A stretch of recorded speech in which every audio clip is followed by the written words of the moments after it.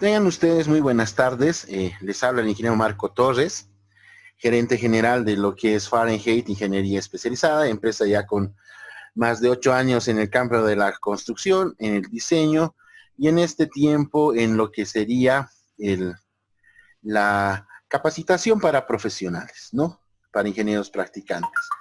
A nombre de Fahrenheit y a nombre también del Colegio de Ingenieros Civiles de Bolivia, del departamento de Cochabamba, pues les doy una cordial bienvenida a todos. Gracias por su participación, gracias por el tiempo que se toman, pues para crecer todos juntos como profesionales. Quiero presentar en esta ocasión a un gran amigo mío, un gran colega, es de Santa Cruz de la Sierra, es el ingeniero Rodrigo Rivera, un gran profesional, recién estaba dando un curso de pilotes, una presentación muy interesante, muy productiva. Y pues sin más que decir, quiero pues darle paso al ingeniero Rodrigo Rivera, que nos va a estar exponiendo en esta tarde el tema Entendiendo a las plateas. Ingeniero Rivera, en la sala es tuya. ¿Qué tal, Marcos? ¿Me escuchan? Sí, se escucha, Rodrigo. Bueno, muy buenas tardes. Vamos a dar comienzo a la presentación del día de hoy. En primera instancia, yo quería agradecer al Colegio de Ingenieros Civiles de Cochabamba por haberme cursado la invitación. Y en segundo lugar, agradecer mucho al ingeniero Marcos, ¿no? Por haber gestionado todo este tipo de emprendimiento. Es loable que la empresa Fahrenheit pueda siempre proponer este tipo de presentaciones de transferencia de tecnología. Te agradezco, Marco, y sobre todo le agradezco mucho a la gente que está presente, ¿no? Porque en vez de estar realizando otra actividad un domingo a las 5 de la tarde, friecito aquí en Bolivia, está formándose. Punto alto para ustedes los asistentes y les agradezco. Esperemos que la presentación de hoy día esté a la altura y les guste. El tema de hoy día se intitula Entendiendo a las plateas. La intención fue realizar una mirada más profunda a los mecanismos de funcionamiento de las losas de fundación. Es una intención, un objetivo que posteriormente a esta conferencia ustedes puedan tener otra concepción y ver el diseño de la platea de una manera más racional y más moderna y más adecuada. Y los conceptos que se viertan ahora los pueden incorporar en los diseños diarios.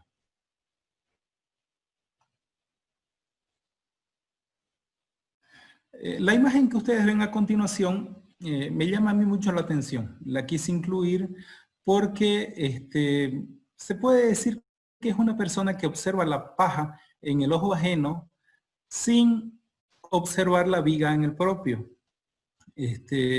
Observarán que la persona ya está prácticamente en el aire por caer y se está mofando de la persona del frente que todavía tiene muchas posibilidades, está por decir en un equilibrio meta estable, pero todavía puede salvarse y se ríe vehementemente de su colega del frente.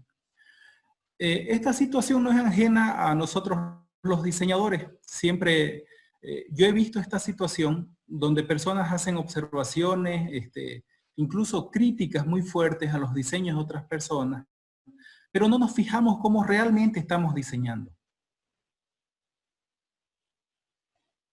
La pertinencia de las losas de fundación. Si la suma de las áreas de las bases de las zapatas que se requieren para soportar una estructura exceden o son alrededor de la mitad del área del edificio, a menudo es preferible combinar las zapatas en una platea. ¿Qué quiere decir esto? Que si yo tengo un edificio con cargas medianas, es probable que al diseñar con zapatas aisladas tenga zapatas muy juntas, superposición de bulbos de presiones, zapatas que se traslapan en área. Yo tendría que hacer un análisis y determinar el área en planta de todas las zapatas y ver si ya hay el 50% de esa área representa el 50% del área en planta de la edificación. Voodoo, por ejemplo, en su libro te dice, usted, señor, no tome el 50%, ya téngalo en consideración a partir de un 30%. Obviamente, solucionar con una platea es mucho mejor desde un punto de vista técnico y económico. Económico porque es más sencillo, esplanar la superficie, realizar una excavación pequeña, armar de una sola vez, vaciar de una sola vez, ¿no? Es mucho más rápido y barato realizar una losa de fundación. Y desde el punto de vista técnico, ya veremos en lo posterior que reparte mejor la distribución de presiones, podemos ecualizar de mejor manera los asentamientos diferenciales. La filosofía del diseño de la platea es esencialmente similar al de una zapata, solo que en mayor tamaño, ¿no? Y como zapata debe satisfacer los requerimientos de un factor de seguridad adecuado con respecto a la falla en la base y que el asentamiento no excede el tolerable por la estructura. Esto es lo mismo que en todos los sistemas de fundación. Tenemos que verificar un estado límite último y un estado límite de servicio.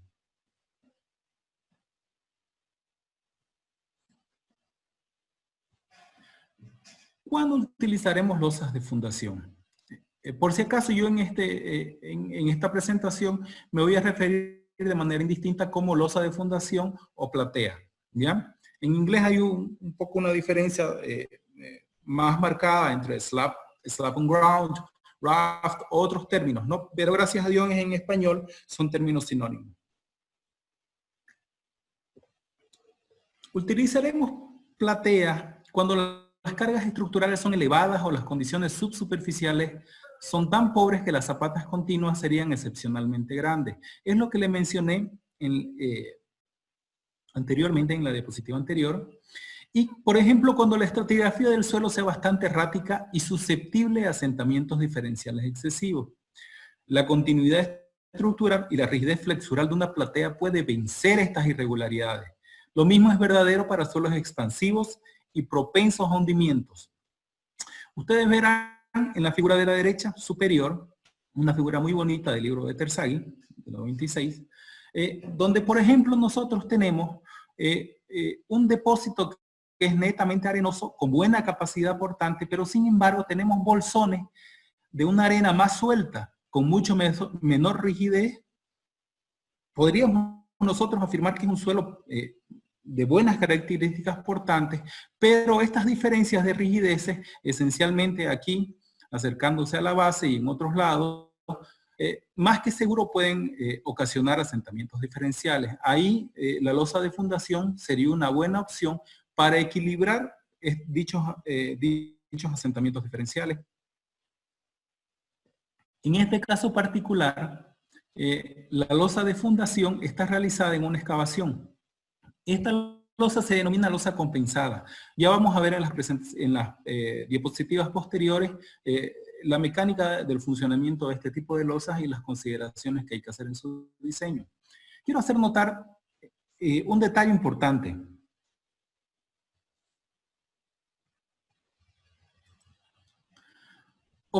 Observen que en el diseño podemos nosotros considerar a la losa de fundación como ese elemento que he remarcado con color rojo.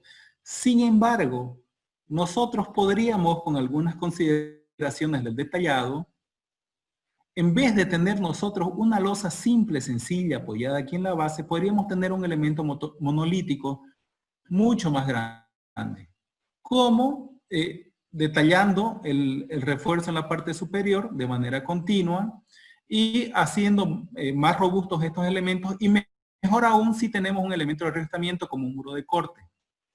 Vamos a ver que los beneficios de realizar una losa de este tipo, una losa celular, una losa tipo cajón, la verdad es que son muchísimo mayores comparativamente con una losa simple.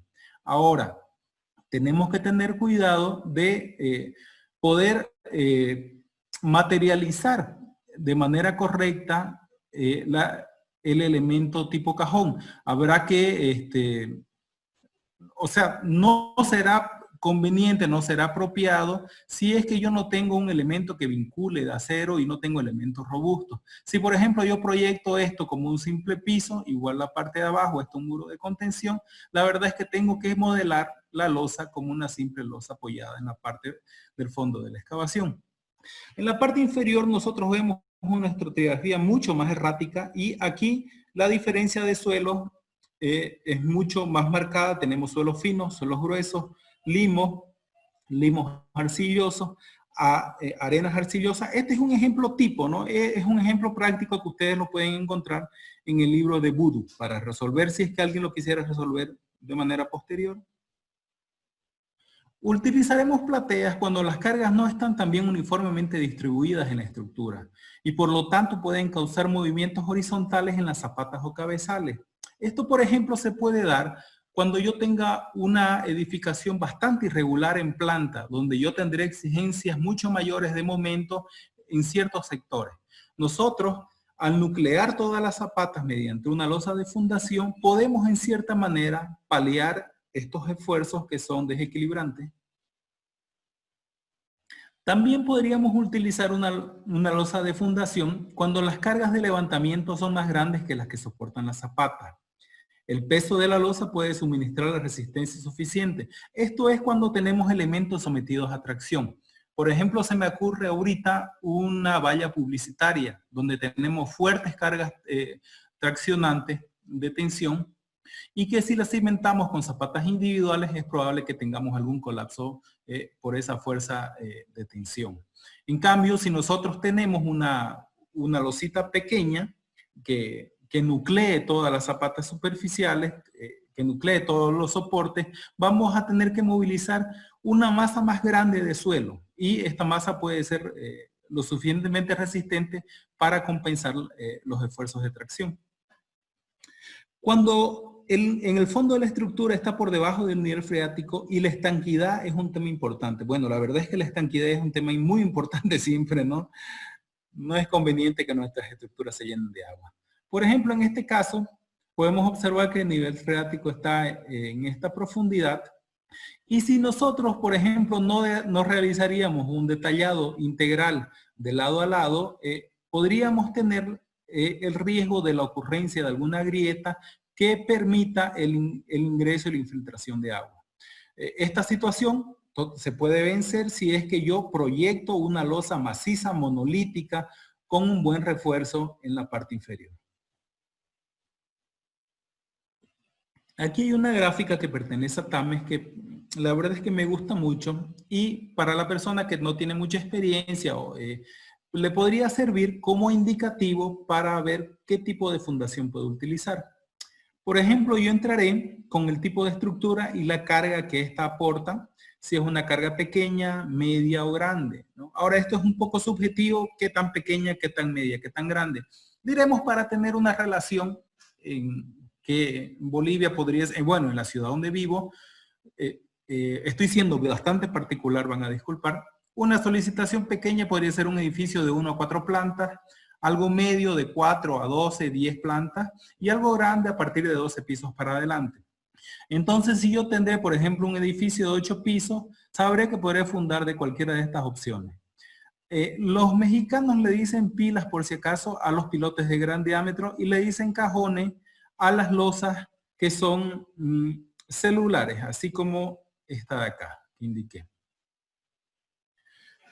Ahora, yo para una solicitación media podré tener un abanico de opciones, que son pilotes, losas y zapatas, pero haré la discriminación de acuerdo a la resistencia. Esta resistencia está directamente relacionada con la capacidad resistente al esfuerzo cortante del suelo, ¿ya? Si yo tengo, por ejemplo, una resistencia muy baja, no tendré opciones de utilizar estas soluciones de fundación, pero si yo tengo una resistencia de baja a media, podré utilizar tanto zapatas, losas y cajones. Supongamos que este es el caso. Vuelvo a hacer un paso más, otra discretización más, y ya evalúo conforme a la compresibilidad.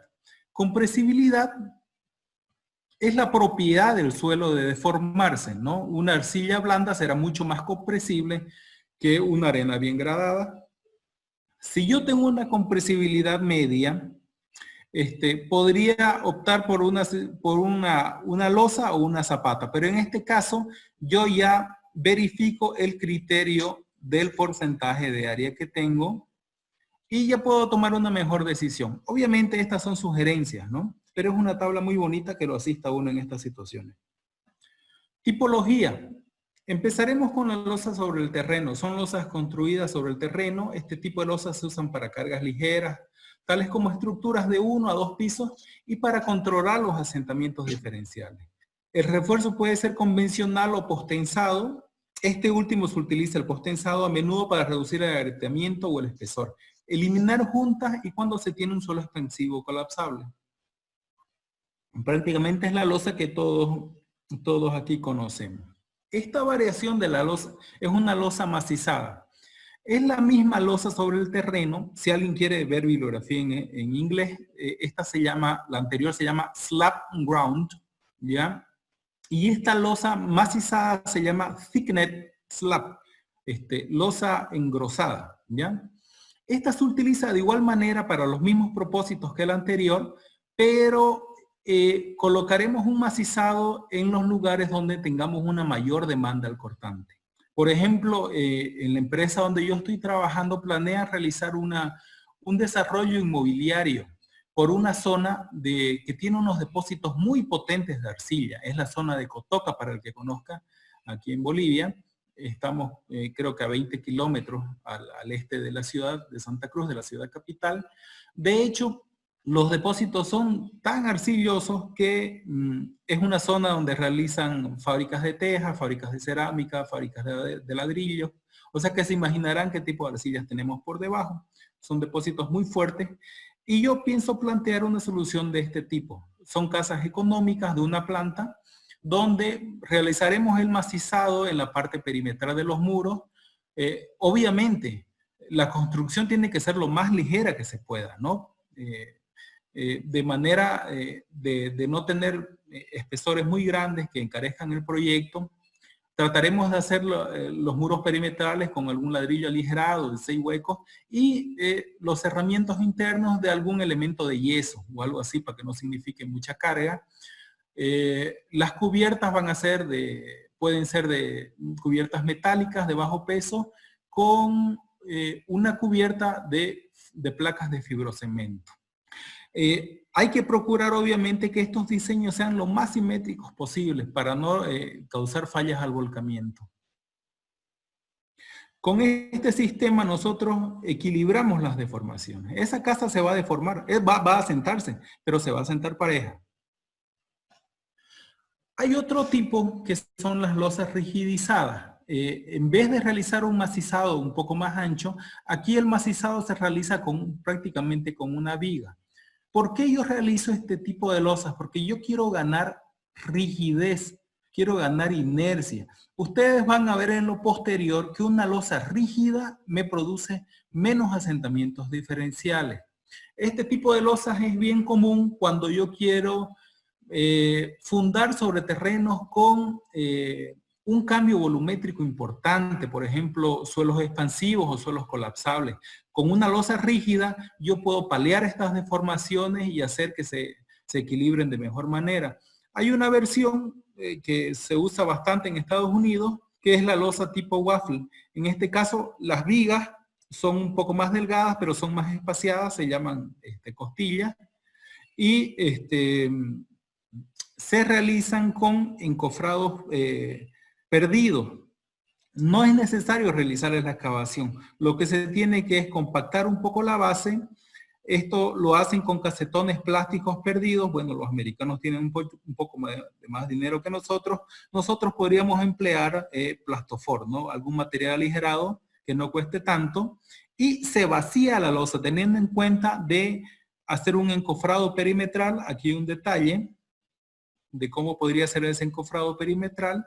Y vacían la losa de una monolítica con hormigón de planta, y lo único que tienen que hacer, ya se evitan la excavación, es igualar nomás a la altura y ya tienen una losita elevadita que les puede solucionar el problema de un suelo expansivo. Las losas compensadas. Este tipo de losa es bastante común y la verdad es que tiene muchas ventajas. Son losas construidas en una excavación a una profundidad tal que la presión de la sobrecarga del suelo que ha sido removida compensa en parte el esfuerzo aplicado. Ustedes observan, por ejemplo, podríamos definir que han realizado la excavación y este sería el plano de fundación. El terreno original tiene esta altura y se ha retirado una masa de suelo en toda esta profundidad. Llamemos a esta profundidad la distancia de desplante para ser congruente con la fórmula que tenemos. Y este suelo tiene un peso unitario, ¿ya?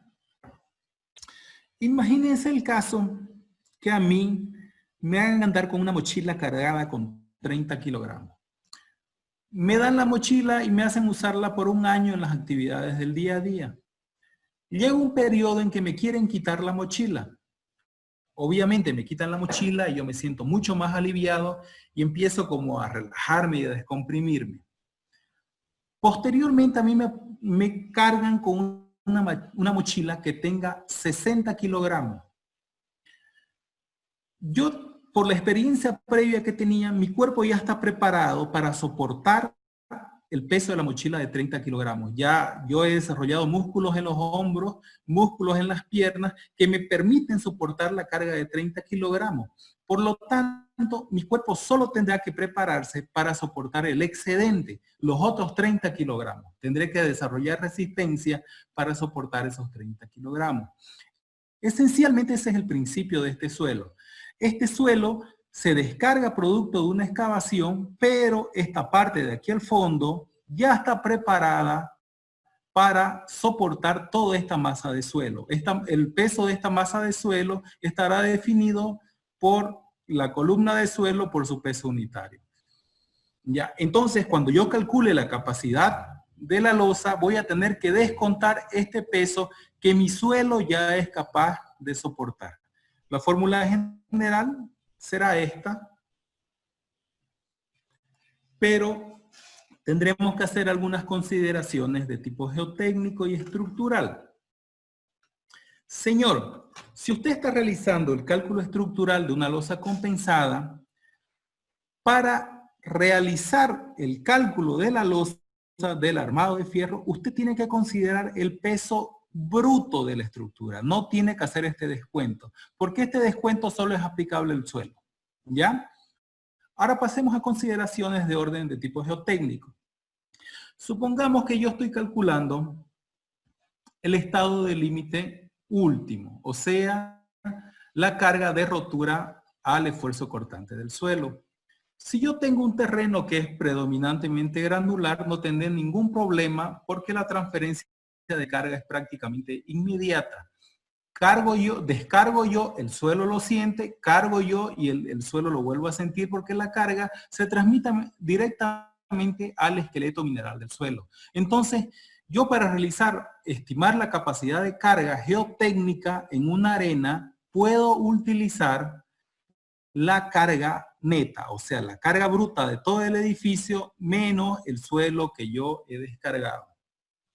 Muy sencillo para las arenas, pero la cosa se complica un poco más para las arcillas. Si yo tengo, por ejemplo, una arcilla ligeramente consolidada, definiré que el estado que gobierna para diseñar es el estado a corto plazo, ¿no? Utilizaré condiciones no drenadas. Esto debido a que cuando yo realizo el cizallamiento de una masa de suelo que tiene un comportamiento dúctil, ella tiende a aumentar la presión de poros. Al aumentar la presión de poros, se reduce el esfuerzo efectivo y por ende se reduce la capacidad al corte. Por lo tanto, yo tendré menores valores a corto plazo. Pasará un tiempo, esa arcilla empezará a consolidarse, se reducirán los volúmenes, habrá una reducción de volumen por una compresión de los poros. Estos poros que antes estaban ocupados por agua, ahora ya han drenado en el tiempo, y esta reducción de volumen hará que el contacto entre partículas sea mucho mayor y la fuerza intergranular mayor, por lo tanto el esfuerzo cortante, la resistencia al esfuerzo cortante sea mayor. Arcilla ligeramente consolidada, condiciones a corto plazo. Lo opuesto ocurre, por ejemplo, en arcillas sobreconsolidadas, donde las arcillas al ser cortadas, ellas quieren dilatarse, pero no hay un cambio de volumen porque todo este esfuerzo lo toma la presión de poros. Y por ende se produce una presión de poros negativa, una especie de succión hacia el suelo cuando cortamos suelos rígidos, ¿no? En ese caso, al reducirse la presión de poros, aumenta el esfuerzo efectivo, aumenta la resistencia al corte, ¿ya? Entonces yo tendré de manera inicial a corto plazo, llámese corto plazo, por ejemplo, el fin de la construcción. Yo tendré a corto plazo situaciones mucho más resistentes que a largo plazo. A largo plazo eventualmente habrá una especie de, entre comillas, drenaje por la disipación de la succión y por lo tanto aumentará la presión de poros, reducirá el esfuerzo efectivo y habrá una reducción del esfuerzo cortante. Las personas que tienen un background más geotécnico me habrán entendido, pero lo siento también por los asistentes que tenemos que no tienen algún conocimiento de los parámetros de la mecánica de la geotecnia del suelo, pero les servirá para darse cuenta que el diseño de una losa no está simplemente supeditado a un módulo de balasto, que tiene mucho mayores complicaciones. Para los asentamientos, esta es otra puntualización que tenemos que hacer desde el punto de vista geotécnico. En las arenas no hay problema. Como les mencioné, las arenas pueden calcularse con la carga neta, o sea, la carga total del edificio y la reducción de la excavación. Sin embargo, nuestras amigas arcillas son un poco más complicadas. Ellas tienen dos componentes de deformación, una deformación inmediata y una deformación a largo plazo, ¿ya? Para la deformación inmediata, como las arcillas son muy difíciles de drenar, trabajan en una condición como encerradas, digamos. No pueden ellas drenar debido a la permeabilidad del material. Por lo tanto, ellas nunca van a sentir nunca en el corto plazo van a sentir que se ha hecho una descarga. Así que la carga que vamos a hacer, ellas van a sentir solo la carga bruta, ¿ya? Estimación de asentamientos inmediatos en arcillas, carga bruta. Lo opuesto ocurre, por ejemplo, en la condición a largo plazo, en la condición drenada, donde sí la arcilla será capaz de reconocer esa descarga y podremos nosotros estimar los asentamientos a largo plazo, por consolidación, con la carga neta. Vamos a hablar ahora de las losas celulares, y ya les hablé un poco en primera instancia. Son losas bastante útiles, y lo vamos a ver a lo largo de la presentación. Generalmente se las ocupa para aumentar la rigidez. Aumento de rigidez, disminución de esfuerzos, disminución de asentamientos diferenciales. Grábense eso. Losa rígida, elementos rígidos, disminución de elementos diferenciales. Este tipo de losa se le utiliza cuando yo tengo suelos con una compresibilidad muy alta, ¿no? Que esperamos que tengamos asentamientos grandes. Así que aumento la inercia del elemento realizando este tipo de celdas. Pueden hacerse celdas más chicas y pueden hacerse también celdas mucho más grandes donde ingresen personas y vehículos. Ahora, si nosotros proyectamos una losa o un edificio con sótano, nosotros podemos convertir nuestra losa sencilla en una losa celular. Y esto a través de rigidizando las uniones y realizando un detallado continuo, poniendo la mayor cantidad de elementos rigidizadores, pueden ser muros de corte, acá. ¿No? Si es que no puedo, por ejemplo, tengo que hacer un parqueo, igual tendré un elemento menos rígido, pero sin embargo que va a trabajar de mucho mejor manera que realizar una losa sencilla.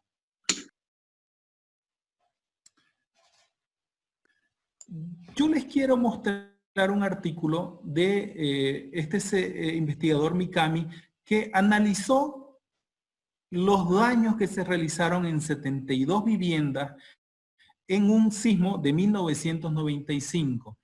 Yogokin Nambu, el sismo de Yogoken-Nambu, ¿ya? Este investigador realizó un análisis multiparamétrico, en su artículo lo dice, y formuló unos criterios de daño. Los criterios de daño y el análisis responden a esto. La cuantificación tipo 2, tipo de Hayashi, ¿no? Ustedes van a ver el artículo y van a ver algo muy, pero muy, muy interesante. Analizó varios parámetros, por ejemplo, de las 72 viviendas después del sismo, las que se construyeron después del año 1982, tómese en cuenta que el año del sismo fue el 95, tuvieron menor daño que las construcciones más antiguas, ¿no? Ahora, lo más importante para nuestros fines es que, por ejemplo, una edificación sin sótano tuvo mayor daño. Una edificación con un nivel de sótano tuvo este nivel de daño, pero sin embargo, cuando ya empezamos a tener 2 niveles de sótano, vemos que el daño es prácticamente mínimo, ¿no? El efecto de emprotamiento que realizan estos sótanos es notable para la estabilidad de la estructura. Primero, dijimos que aumenta la rigidez y disminuimos los asentamientos diferenciales, y en segundo lugar, el empotramiento tiene efectos importantes para las afectaciones laterales, particularmente sísmicas, ¿no? Hola, querido Marco, ¿se te escucha? ¿Puedes silenciar tu micrófono? No soy yo. Bueno, diremos que por favor silenciemos los micrófonos y tomaré mi café. Entre las conclusiones, podemos decir, las he subrayado con rojo, las que nos interesan, que los resultados indican que el efecto del empotramiento tiene una influencia notable al reducir el daño en los edificios donde existe suficiente empotramiento. 2 o más sótanos, ¿no? Esa es una de las conclusiones de este estudio. La práctica china, por ejemplo, me sugiere que si yo tengo edificios de 20 pisos, tengo que por lo menos poner un nivel de sótano, 30, 2 niveles de sótano, 40 pisos, 3 niveles de sótano, 50 pisos, 4 niveles de sótano. Obviamente esto es basado en los efectos benéficos que tiene el empotramiento en el comportamiento sísmico de la estructura, ¿no? Y le prohíben a los constructores que, por ejemplo, un edificio de 50 pisos pueda ser cimentado sobre una losa sin sótano. Aquí hay un edificio modelado que tiene las siguientes características. Se modeló sin sótano y con 1, 2, 3, 4, 5 niveles de sótano. Tiene 25 pisos de 3 metros cada uno. Esto es solo un modelamiento, pero la diferencia es que tiene un sistema de sótano. Vemos aquí los diagramas esquematizados de momentos en las columnas y de vigas. Por ejemplo, debido a la inclusión de los sótanos, nosotros tenemos un menor momento, 2352, la verdad es que no me acuerdo, no puse las unidades, creo que son tonelámetros. Y aquí tenemos una cantidad menor, 2088. Lo propio aquí, 2352, y en este momento de esta columna, 2071. ¿Ya? ¿Por qué esto? Por el efecto de redistribución de los esfuerzos en los elementos inferiores. Lo propio en los momentos en las vigas. Por ejemplo, aquí tenemos un momento máximo de 1274 y aquí uno de 1350. Evidentemente, aquí hay una redistribución igual de momentos que logramos con la inclusión de sótanos. Y señores calculistas, ustedes pueden realizar este efecto simplemente haciendo colaborante la losa inferior y la losa superior. Con armados mucho más robustos, obviamente esto es mucho más plata, pero mejoramos totalmente la respuesta sísmica y de distribución de esfuerzos internos en la estructura. Las famosas losas piloteadas que están tan de moda hoy día, la verdad es que son soluciones antiguas. Por ejemplo, creo que ya en el 56 el profesor Sebar ya estaba haciendo losas piloteadas en los excelentes suelos mexicanos, excelentes digo entre comillas. Ya suelos muy blandos, donde los pilotes son eminentemente friccionantes y son colaborativos. Este tipo de losas tienen una filosofía totalmente diferente en cuanto a su funcionamiento y a su diseño. Yo las pongo solo porque pertenecen, se podría categorizarlas como losas, pero, por ejemplo, en la situación más extrema, estas losas piloteadas se calculan como losas y se utilizan donde nosotros podemos tener una buena capacidad última, pero tenemos deformaciones excesivas. En ese caso, nosotros colocamos unos pilotes estratégicamente ubicados para poder vencer esas deformaciones y como resultado obtener asentamientos diferenciales menores. Son como una especie de puntales. Ahora estos pilotes trabajan en fluencia, ¿no? Tienen factor de seguridad 1, 1.1. No pueden trabajar con un factor de seguridad mayor porque nosotros necesitamos movilizar la resistencia del pilote, o sea, la deformación del pilote inmediatamente después que yo movilicé la deformación de la losa. Si yo, por ejemplo, tengo un pilote que tiene un factor de seguridad de 3, sería contraproducente porque la losa estaría deformándose de manera flexible y yo tendría como una inclusión rígida que impediría que esa deformación se desarrolle y podría tener algún efecto de funcionamiento.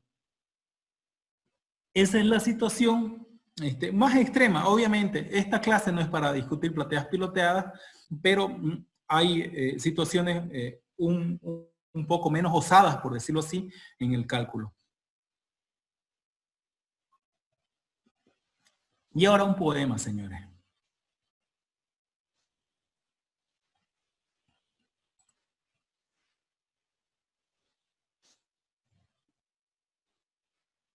Esta edificación ganó el récord en el 2016 al vaciado continuo más largo en el mundo.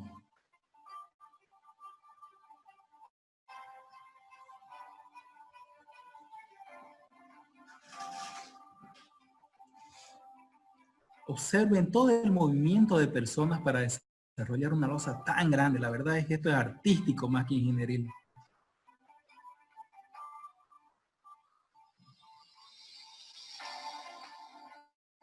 3.000 toneladas de acero, señores. 150.000 horas de trabajo hombre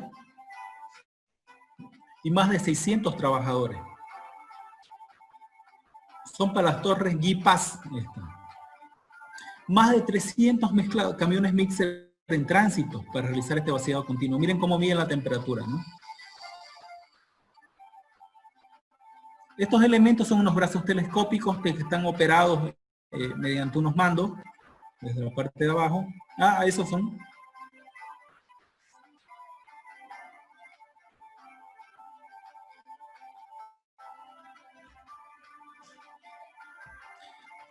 Casi 20.000 metros cúbicos de hormigón vaciado de manera continua.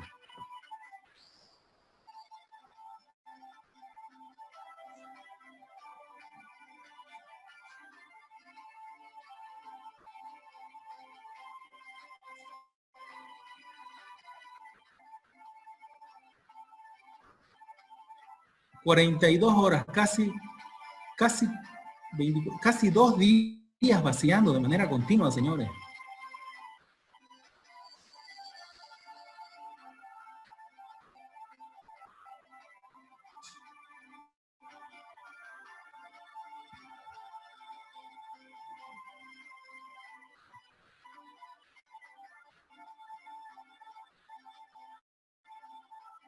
Aquí están los señores, muy contentos. Ahí está el volumen de hormigón. Muy felices los señores de Abu Dhabi de ganar el récord del 2016 de ese año.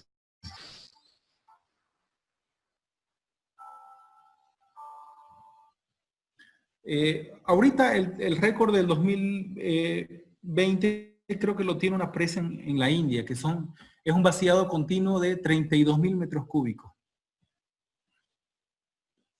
Vamos a ver algunas de las demandas que tenemos en la losa de fundación. Podemos tener la presión hidrostática en los lados del muro de contención. Esto es si tenemos un nivel freático fluctuante que llegue a la parte lateral de los muros, causa esa demanda. También las presiones laterales a causa del empuje del suelo, las presiones de supresión en la base de la losa debido al nivel freático. Por eso es que yo hago tanto hincapié en poder determinar de manera correcta el rango de fluctuación del nivel freático. Es posible que nosotros realicemos, bueno, es muy seguro que nosotros realicemos una medición del nivel freático al hacer el sondeo inicial y no registremos ni la hora ni la fecha bien, y la persona, el diseñador estructural, ve que el nivel freático está alejado de del nivel inferior de la losa y por lo tanto no considera las demandas de supresión. Obviamente, si ese nivel fue tomado en época de estiaje, no va a ser real. Puede ser que fluctúe 1,5 metros, 2 metros, por decirle un número, y entonces yo tenga efectos de alguna presión a causa del agua. Por eso es que en estas obras de magnitud grande hay que hacer un seguimiento sistemático con un piezómetro o por lo menos tomar la medición en una época lluviosa donde nosotros tenemos, que asumiríamos que estamos en un nivel de los más altos, ¿no? Y si está cerca, 1,5 metros, asumimos nomás entonces para la demanda de supresión en la parte de la losa. También tenemos las presiones laterales en los muros y en la base debido al movimiento del agua, ¿no? Tendríamos que analizar nosotros las líneas de flujo y si el flujo es descendente, nosotros teníamos una reducción de la presión de poros y por lo tanto ese efecto sería benéfico, ¿no? Pero por el contrario, si nosotros tuviéramos un flujo ascendente, tuviéramos una reducción del esfuerzo cortante, del esfuerzo efectivo, tendríamos un fenómeno que se llama piping, y inclusive podríamos tener una especie de burbujeo del material en la parte superior. Por eso hay que tener mucho cuidado al analizar las líneas de flujo. Yo recomiendo que podríamos, para cortar un poco este efecto, hacerlo más uniforme, poder poner una cama de material drenante, ¿no? Una especie de dren con geotextil y redistribuir mejor las tensiones y evitar estos efectos indeseables. También podemos tener la pérdida de apoyo. Los suelos colapsables tienden a sentarse en presencia de agua. Puede ser también que realicemos una mala construcción. Y, por ejemplo, nosotros realicemos un espesor mayor acá y tendríamos un fenómeno de fluencia local donde tendríamos una concentración de presiones en un lugar más que en otro. Obviamente, vamos a verlo, pero nunca hay una concentración de presiones igual en la base de la losa, ¿no? Por ejemplo, esa asunción que es muy válida en las zapatas, no podemos decir que sea igual en las losas de cimentación.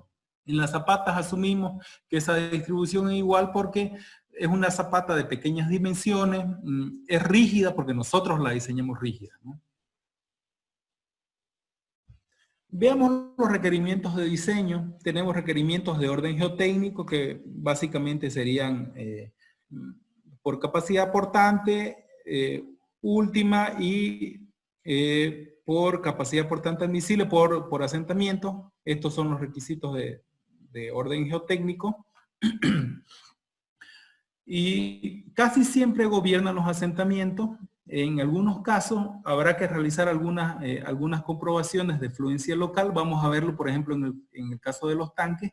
Y para el diseño estructural, tendremos, por ejemplo, tendremos que determinar, hacer capaz a nuestra losa que sea capaz de resistir los momentos flectores, los esfuerzos cortantes, y ya sean debido a cargas distribuidas o cargas concentradas. Y también algunos aspectos de manera más particular, ¿no? Por ejemplo, definir el espesor, la densidad del refuerzo, la ubicación del nivel freático, ¿no? Pero hoy día nos vamos a ocupar en este webinar un poco más de los aspectos estructurales, no tanto en el detallado, sino en la obtención de esfuerzos internos dentro del elemento estructural, dentro de la losa.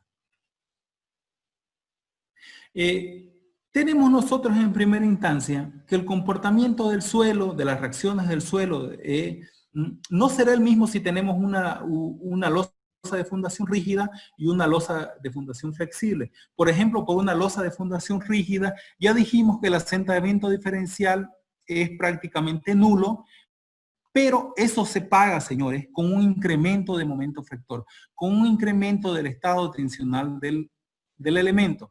Por el contrario, si nosotros tenemos una losa flexible, podemos tener mayores asentamientos diferenciales, pero menores esfuerzos internos en cuanto a momentos flectores, ¿ya?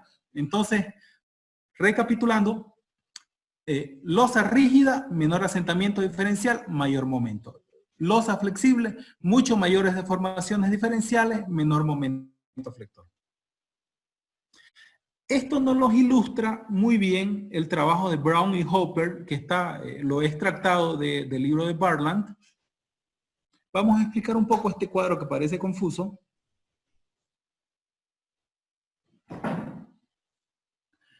En el eje de las abscisas tenemos la relación de rigidez relativa. ¿Qué es esto? No es más que la diferencia de módulos entre el módulo de la losa, que está aquí, y el módulo del suelo. Básicamente nosotros podemos definir la rigidez con eso. Tenemos que definir la rigidez en función de la rigidez que tiene mi estructura con relación al suelo. Por ejemplo, les doy el caso de una zapata que está sentada sobre el suelo. Si mi zapata es rígida, tiene un peralte que lo puedo considerar rígida y está apoyada sobre un suelo blando, esa zapata evidentemente se comportará como una zapata rígida.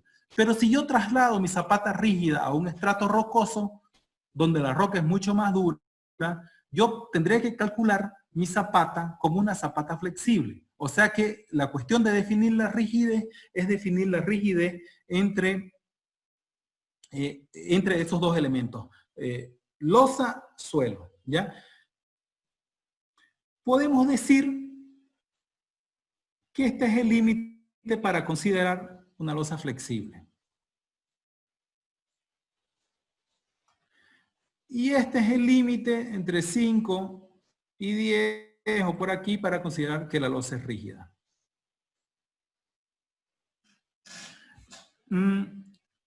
La línea segmentada pertenece a un estudio que se ha hecho con losas considerando la fricción en la interfase de suelo. Dice Bartland que no es muy sabio tomar estos valores porque irían del contra de la seguridad. Ya, en cambio esta línea continua, que es la que vamos a analizar, es la más correcta desde el punto de vista de la interfase, ¿no? Tenemos en esta parte asentamiento diferencial, no le den mucha bolilla a estas partes que son factores de normalización, y aquí tenemos momento flector. Entonces tendríamos rigidez, aquí flexible, aquí rígida, aquí deformación diferencial y aquí momento. Obsérvese para el caso que yo les dije inicialmente, donde yo tengo una platea rígida, mi asentamiento diferencial es chico y mi momento mayor. Comprobémoslo con la evidencia experimental. Bueno, en este caso analítica, ¿no? Porque esto fueron modelamientos. Aquí tengo yo la curva del asentamiento diferencial. Vean que para una platea flexible yo tengo un gran asentamiento, pero tengo poco momento, ¿no? Por el contrario, para una platea rígida, yo tengo un gran momento, pero tengo poco asentamiento diferencial, ¿ya? Usualmente estos dos casos son ideales. Nunca vamos a tener una platea infinitamente rígida ni infinitamente flexible. Este es el rango donde nos movemos en el diseño. Si yo tengo una platea muy rígida o muy flexible, podré atacarla de manera más sencilla. Cuando yo tengo una platea en este rango, ya yo voy a tener que tener en cuenta los efectos de interacción. Ya son más pronunciados. Es más complicado el diseño. Y quiero hacerles notar un factor, pero muy importante, ¿ya? Que es la consideración de la rigidez de toda la estructura que tenemos por encima de nuestra losa. En este caso ustedes ven un edificio de 30 metros de largo y de 18.6 metros. Con estas dimensiones en elevación está fundado con una losita de 76 centímetros que está embebida en el terreno. Este análisis está modificado de Hooper y Wood, pero también ustedes lo pueden encontrar en el libro de Bartland del 2012, en el tomo 2. Y me indica los resultados, los análisis con respecto al asentamiento y al momento flector. La condición que está segmentada es para la condición no drenada, puede ser, por ejemplo, el asentamiento inmediato, asentamiento inmediato, elástico. Y la condición a largo plazo puede ser por el asentamiento a considerar, una situación de un asentamiento por consolidación. Pero esto es lo más importante. Observemos primero los asentamientos. Para la platea de 76 centímetros están marcados con unos circulitos.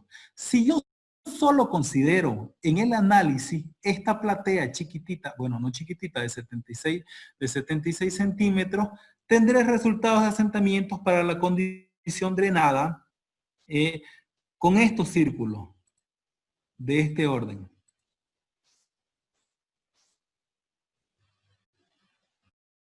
Y tendré para la condición, para la condición no drenada, y tendré para la condición drenada este diagrama de asentamiento. Ahora, ¿qué pasa si yo realizo el análisis tomando en cuenta toda esta rigidez? Mis muros de corte, estas losas bastante armadas. Yo tendré esta situación, tendré un elemento muchísimo, pero muchísimo más rígido que solo considerar la losa de la parte inferior. Recapitulando, les dije que si tenemos un elemento rígido, tenemos menores asentamientos. Efectivamente, tenemos una línea de menor asentamiento diferencial, asentamiento casi nulo, tanto para la condición drenada como no drenada. O sea, que si no analizamos nosotros la superestructura, el aporte de rigidez que me da la superestructura, yo puedo estar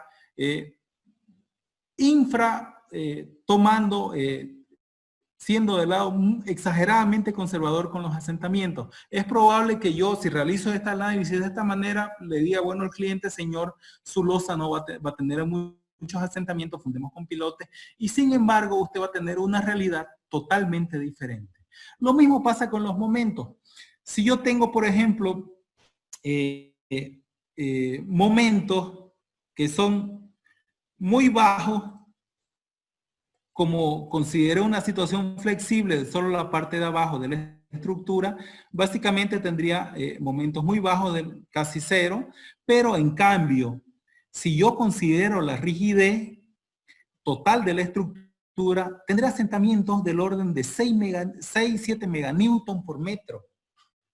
Señores, yo estoy siendo totalmente inseguro acá, ¿ya? Aquí no hay conservador o poco considerador. Aquí hay que hacerlo el análisis bien. Porque si, por ejemplo, yo tengo esa situación que calculo la losa como flexible, no estaré tomando en cuenta estos momentos tan grandes que se producen en mi losa. Aquí hay otro caso donde realizamos un análisis, pero en este caso no es una losa, en este caso son zapatitas continuas, pero de gran longitud que pueden ser considerados como una viga o una losita pequeña, larga, apoyada en una cama elástica, ¿no? El análisis que se realizó se lo hizo tomando en cuenta la superestructura, no tomando en cuenta la superestructura, y se realizó una medición. El valor medido tiene estos circulitos blancos, es esta línea de acá que voy a tratar de seguir.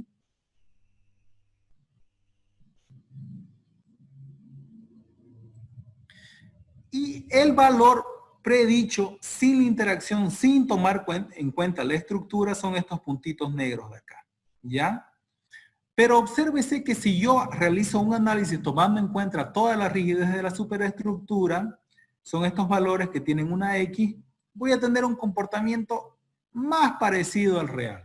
No igual al real, pero mucho más parecido. Aquí no se ve por el orden de la escala, pero en realidad son 40-50 milímetros de diferencia, ¿no? Este trabajo se tomó de López y Guzmán, pero de una estructura de 15 pisos en Brasil, ¿no? Está publicado en el trabajo de Small y también publicado en un trabajo de Poulos.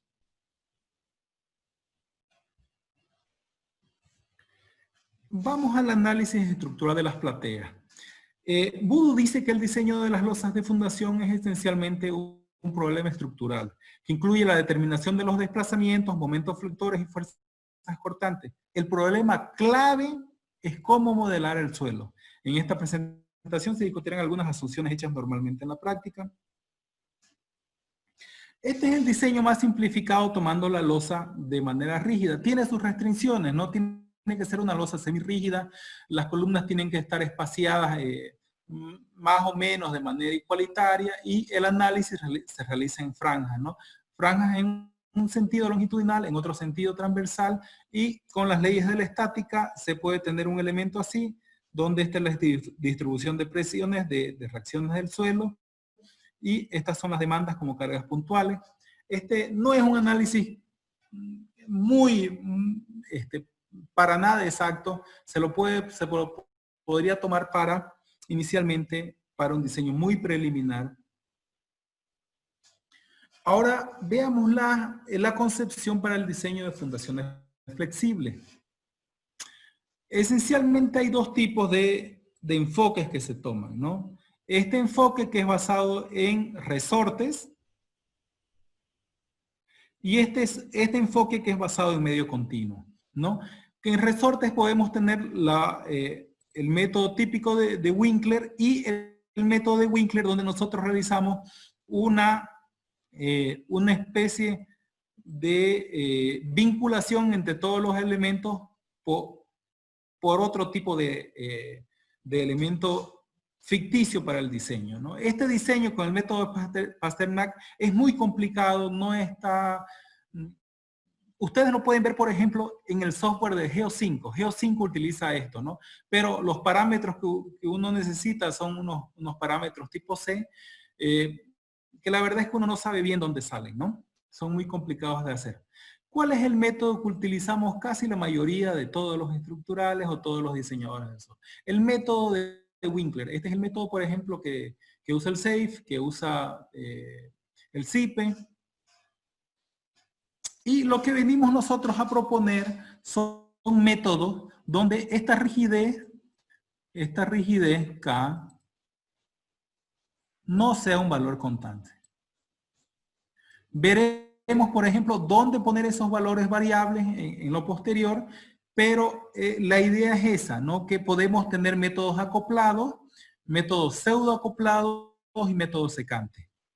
Por el otro lado tenemos unos métodos más refinados, más exactos, que son los elementos del método del medio continuo. Vamos al viejo conocido método de Winkler. La idea del modelo de Winkler es idealizar un suelo como una serie de resortes que se desplazan debido a una carga actuante sobre ellos. La rigidez del resorte KS se expresa como el producto del área de la parte influenciada, o sea, su área tributaria, por un parámetro conocido como el famoso módulo de balasto, ¿ya? El cual se define como la presión sobre una deformación para una determinada carga, ¿no? Veamos algunas limitaciones del método de Winkler. En la figura ustedes podrán ver que por ejemplo, para una situación de carga uniforme, superficial sobre la losa, modelada con resortes con el modelo de Winkler, vamos a tener nosotros un asentamiento parejo, ¿no? Esto es lo que nos determina el modelo de Winkler en términos de asentamiento, y lo mismo en distribuciones de la presión de contacto. Pero la realidad es totalmente diferente. Nosotros, cuando tenemos una carga superficial que está demandando una losa, el asentamiento tiene esta forma de un plato, ¿no? Tipo plato de sopa, y la distribución de las reacciones del suelo es totalmente diferente. Si la losa está uniformemente cargada, está apoyada sobre un suelo homogéneo, el modelo de Winkler predecirá desplazamientos uniformes y ningún momento flector, mientras que la losa realmente se flexará desigualmente y será demandada con momentos flectores significativos. La solución solo da desplazamientos verticales para cargas verticales, cuando en realidad pueden ocurrir desplazamientos horizontales sustanciales. La verdad es que este modelo no toma en cuenta ninguna consideración lateral. Tendríamos nosotros que poner resortes laterales y resortes rotacionales.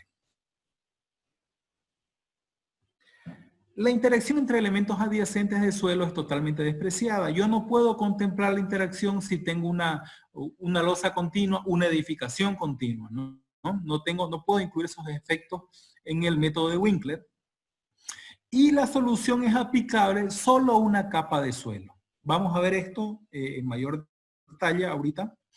El modelo de balasto, el cual es obtenido de las pruebas de carga de placa, no es constante, sino que depende del tamaño de la placa, la ubicación donde se está tomando la prueba y la profundidad del estrato de suelo. El número de resortes que representa el suelo es desconocido y definido arbitrariamente por un análisis basado en la experiencia. Así es, este método uno no le define dónde poner los resortes y a cuánto espaciamiento, ¿no? Como dijimos, si yo quisiera obtener el módulo de balasto en campo por alguna prueba, tendría que realizar la prueba de carga de placa, que es la que tienen ustedes en la imagen de la derecha. Aquí está, ustedes pueden ver el arreglo, donde está la placa puede ser circular o puede ser rectangular. En su mayoría, el ensayo se realiza con una placa de un pie de 30 centímetros. Aquí hay unas vigas de referencia donde están adosados unos dispositivos de medición, unos extensómetros analógicos, y básicamente esa es la prueba. Es una prueba de esfuerzo de formación. ¿Hasta dónde la llevamos? Si es que el suelo lo aguanta, puede ser hasta un 10% del diámetro de la placa. Y tenemos una curva esfuerzo de formación, ¿no? Donde definimos el valor del módulo de balasto de manera convencional, donde lo definimos como la pendiente de una recta secante. Esta recta secante parte del origen y parte en un punto que es correspondiente a una deformación del 0.127 centímetros. ¿Ya? Vamos a ver en términos de deformación unitaria por dónde andamos con esa deformación. ¿Ya? Si mi placa es de 30 centímetros, más o menos la influencia del bulbo de presiones podría tomarse como 2B, como 60 centímetros. ¿Ya? Entonces yo tendré que 0.127, estoy calculando en mi calculadora, sobre 60 por 100. ¿Ya? Esto me va a dar deformación. Voy a trabajar en el rango de deformaciones de aproximadamente un 0,2%. Para fundaciones yo tengo que, mis deformaciones pueden estar en el rango del 0.01% y 0,1%. O sea que es un módulo que más o menos diría yo está en el rango de trabajo de las deformaciones de una fundación superficial. ¿Ya? Ahora no hay que confundir. Este parámetro no tiene mucho que ver, digamos, con el módulo de elasticidad. El módulo de elasticidad tiene unidades de fuerza sobre área. En cambio, este tiene unidades de fuerza sobre longitud al cubo, ¿no? Porque el módulo de elasticidad se determina con base en deformaciones unitarias, mientras esto se determina con base en asentamiento. Ya podríamos decir nosotros que el módulo de balasto no es una propiedad fundamental, es un mecanismo. El módulo de balasto es un mecanismo para que yo pueda emplear el método de Winkler. Obtenemos el módulo K30 si la placa es de 30 centímetros y podríamos utilizar estas expresiones para extrapolar, para escalar los resultados. Estas fórmulas son de Terzaghi del 56. ¿Qué me dice Christian? Christian indica que estas ecuaciones son aplicables exclusivamente a cimentaciones superficiales y casi superficiales. Por lo tanto, su aplicación a cimentaciones de edificios altos es dudosa. Señores, como ya vimos por la definición, el rango de deformaciones se aplica mucho a fundaciones superficiales. Veamos la normativa americana de la ACTM que rige este método. Es la 1194 del 94. En la primera hoja, donde están los objetivos, dice: Este método de ensayo puede ser utilizado como parte de un procedimiento para la investigación de suelo para el diseño de la fundación. Este brinda información del suelo solamente a una profundidad igual a 2 veces el diámetro de la placa, clarito como el agua, y toma en cuenta solo los efectos de una parte del tiempo, no tiene en cuenta los efectos a largo plazo. Aquí hay una presentación un poquito curiosa, ¿no? Les voy a mostrar que cuando yo quise buscar la norma más actualizada de la 1194, que es la prueba de carga en zapatas, vamos a ver.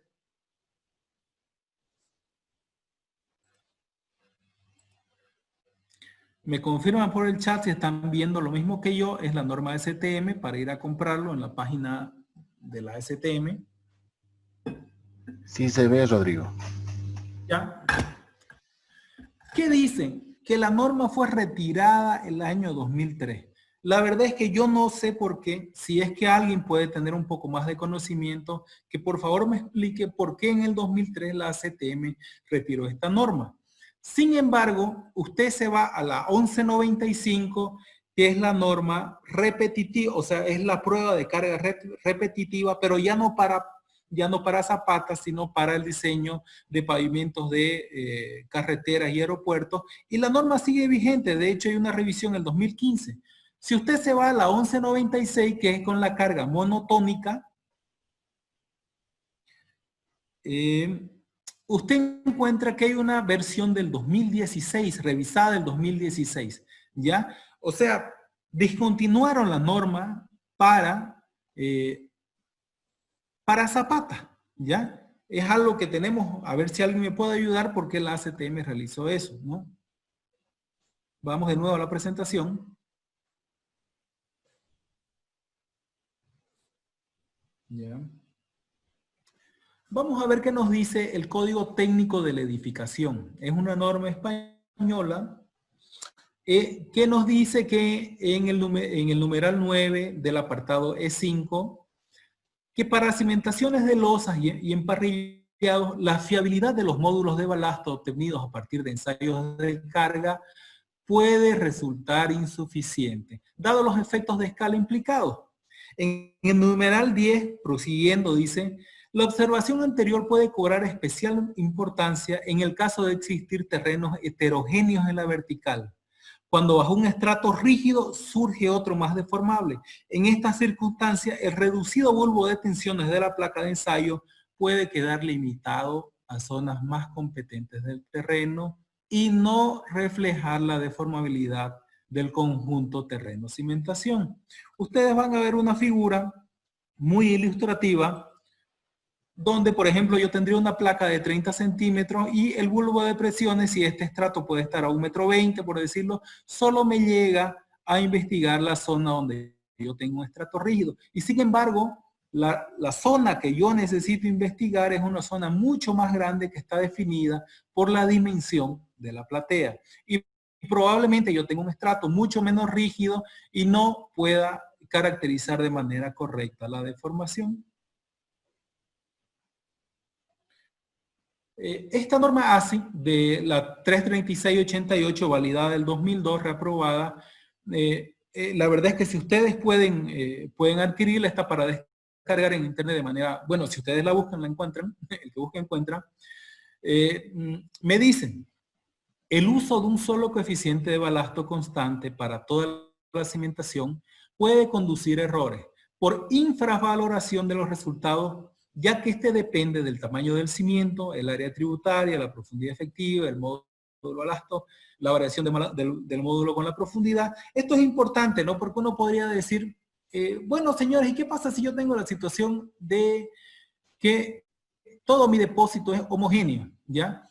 Usted, señor, no va a tener la misma rigidez en profundidades superficiales que en profundidades mucho más grandes. Lo mínimo que tendría por lo menos es un suelo tipo Gibson, donde el suelo variaría de forma lineal, ¿ya? Esos efectos no lo tiene en cuenta la prueba de carga de placa. Señores, debemos desterrar de a poco el uso de la prueba de carga de placa y el módulo de balasto en el diseño de losas de fundación. No estoy diciendo que no sirva para zapatas. Para zapatas es un excelente método, para pavimentos, para pisos, para diseños de vigas apoyadas sobre el terreno, ¿no? Pero para losas de fundación, empecemos a tener en cuenta que el módulo de balasto no nos va a dar resultados correctos. ¿Qué dice esta misma norma sobre el módulo de balasto? Para losas de cimentación, esta propiedad del suelo no puede ser convenientemente estimada con ensayos de campo de placa de carga, porque los efectos de escala son demasiado severos. Se debe considerar zonas de módulo de balasto de diferente valor, o sea, un coeficiente de balasto variable, para conseguir una estimación más aproximada que la predicha por un único módulo constante. En este caso, si nosotros quisiéramos, digamos, si estuviera bien el análisis de Winkler con una rigidez constante, nosotros no tenemos que utilizar carga de placa. Tenemos que llamar al señor geotecnista, o nosotros hacerlo si tenemos un buen conocimiento, y decirle, señor, yo tengo esta carga y usted me puede dar esta deformación, tomando en cuenta la deformación a corto plazo, a largo plazo, en los ensayos de geometría, si es que hay que hacerlo, y me dé este dato, ¿ya? Y yo voy a tener, por definición, un módulo de balasto, pero ya yo estoy partiendo de la definición del módulo de balasto. Ahora vamos a tumbar, desgraciadamente, el método de Winkler de coeficientes uniformes, pero todo de a poco. Si yo soy un ingeniero que, por ejemplo, no tiene tiempo o no quiere hacer una prueba de carga de placa y considero que voy a tomar ese valor de K30 de alguna bibliografía, yo he puesto aquí algunas tablas que he sacado del internet, no me he tomado ni la molestia de buscarla en libros, pero sin embargo es lo que podría encontrar cualquier ingeniero Nobel que vaya al internet, a San Google.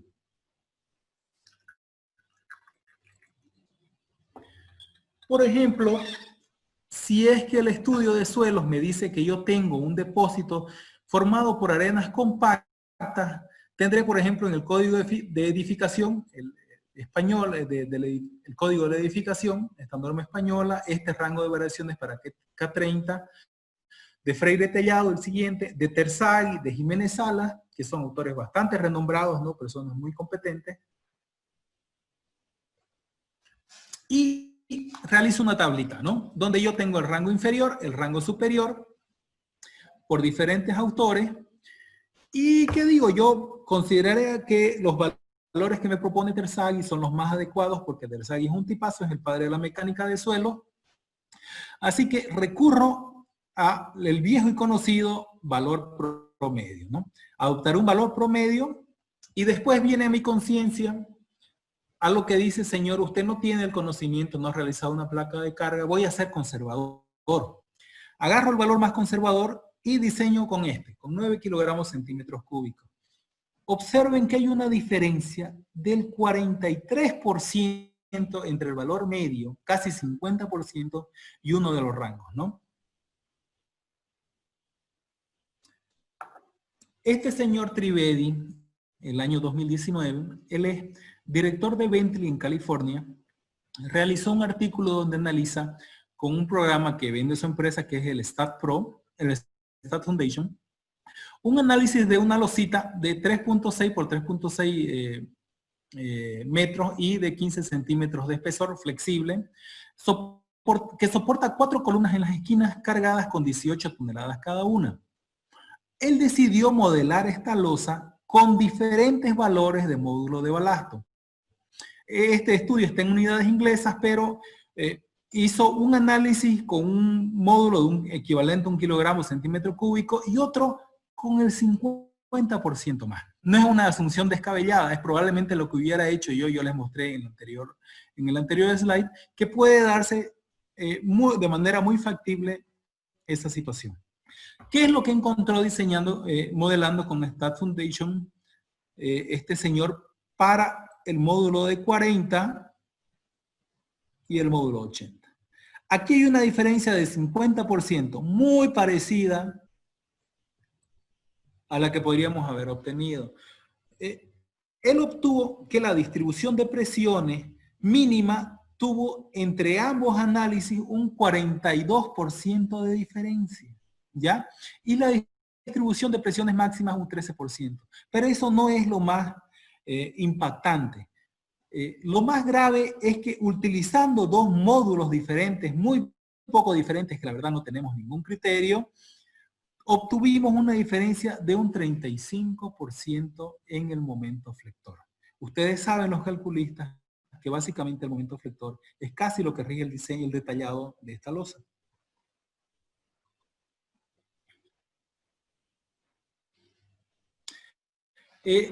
Los señores Hardeliur y Patel, que están indicados en un grupo de artículos de la ASI del año 96, la verdad es que es un trabajo brillante, donde se presentan los primeros lineamientos de la ASI con respecto al diseño con interacción sobre estructura. Ulrich presenta los primeros métodos donde ya él dice, explica estas consideraciones que se tiene que diseñar con módulo variable, da un método que es el de diferencias finitas, creo, no, un método que es un método iterativo, pero básicamente es un método con coeficientes de balasto variable, ¿ya? Como parte de este grupo de artículos está el artículo que publicaron estos señores en el 95, que es un caso histórico. Ellos analizaron un caso histórico de este centro corporativo, ¿ya? Es un edificio de hormigón de 60 pisos ubicado en Charlotte, Carolina del Norte. Aquí se emplearon 60 pisos, señores, con platea. Aquí se emplearon dos tipos de fundación. Las columnas perimetrales estaban soportadas por pilotes profundos de gran diámetro, pero las columnas centrales estaban soportadas en una platea con dimensiones de 25 por 25 por 2.4, una losa bastante rígida, y la losa estaba apoyada sobre una roca alterada con un módulo de balasto promedio de esta cantidad, 290 psi sobre hinches. Habría que ver si por el módulo de la roca esta losa se comportaría de manera rígida o flexible. Pero se realizaron dos tipos de análisis. El primero con este módulo de 290 y el segundo con un módulo de 580, o sea, 50%. Se encontró que la distribución de presiones tenía una diferencia máxima de 7%, pero aquí viene lo lindo. La diferencia en momentos con estos dos módulos, aquí vean, la curva negra es de 290 y la curva azul es de 580, en una parte fue hasta de 43% de diferencia. Señores, esto es muchísimo para los que calculan estructuras día a día, ¿no? Estos análisis, la verdad es que no tienen fundamento si es que nosotros escogemos un abanico de módulos de balasto, ¿no? Para solventar esta situación apareció el método acoplado, donde nosotros, que teníamos un solo resortito individual y no podíamos ilustrar las deformaciones de todo el cuerpo, lo vinculamos mediante otros resortes diagonales. Vinculamos todos los elementos de manera que si yo tengo una deformación se va a transmitir y poder obtener la forma de plato deseada. Este análisis acoplado es un poco complicado. De hecho, no hay ningún software de los que yo conozco que tenga de manera comercial. Ahora, si yo me voy a meter a realizar este análisis tan complejo, de una vez me pongo a hacerlo con medio continuo, ¿no? Por eso es que no lo enseño yo cuando me toca enseñarlo y solamente lo tengo aquí de referencia. Posteriormente, idearon el método pseudoacoplado. Es un método que no tiene que calcularse estos resortes inclinados, pero yo, asignando diferentes valores de rigidez de una manera muy sencilla, puedo representar el efecto del acoplamiento. ¿Ya? Vamos por la lámina 44, falta mucho menos de la mitad. Me gustaría que tomemos, por mi experiencia, y yo que he tomado muchos webinars y he dado algunos cuantitos, veo que a partir de la hora uno necesita un poquito y es un poco más cansina la clase, así que vamos a tomarnos 5 minutitos, solo 5 para estirar las piernas, tomar algún líquido, hidratarse y volvemos con fuerza a la segunda y última parte, que es mucho más cortita y más agradable que la primera, y haremos esa pausa, ¿ya?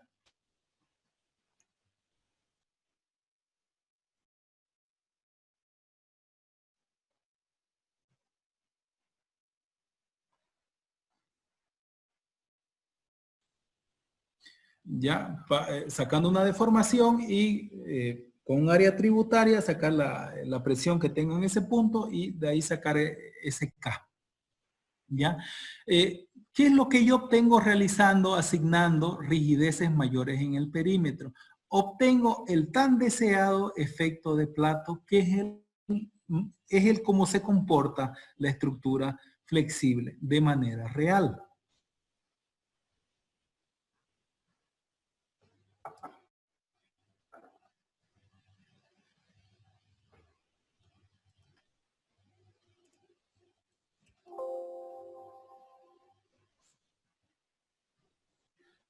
Se salió de la presentación, pero ya. Vamos a ver los pasos para realizar este método pseudoacoplado, que es el que yo les digo que pueden emplear ustedes de manera muy sencilla a partir de ahora en sus diseños. Se divide la losa en secciones concéntricas, teniendo en cuenta que esta parte central sea la mitad de largo de esta, y así como lo muestra la figura, en el libro de Donald Coduto, ustedes pueden ver, por ejemplo, ustedes pueden verificar el método, está muy sencillo explicado, y hay una figura que es más irregular, ¿ya? Se asigna valores de K en cada zona. Yo tengo aquí el valor de K inicial y tengo aquí un valor de K de 2 veces K, ¿no? Porque quiero dejar que esta parte sea más rígida.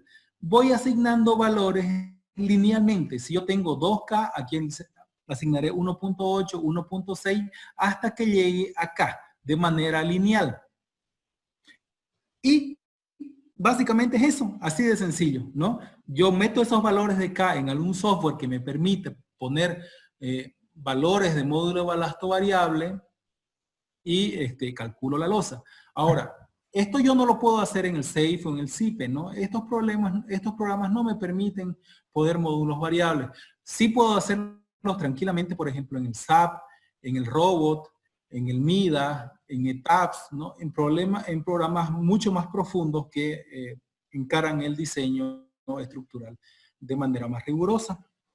¿Qué te dice la ASI en el año 93 cuando propusieron este método? Dice que este método pseudostático da valores un poquito más mayores, de 18-25% más grandes que lo que se obtiene con el método de Winkler, lo cual es una indicación de lo poco conservador que es el método de Winkler, ¿no?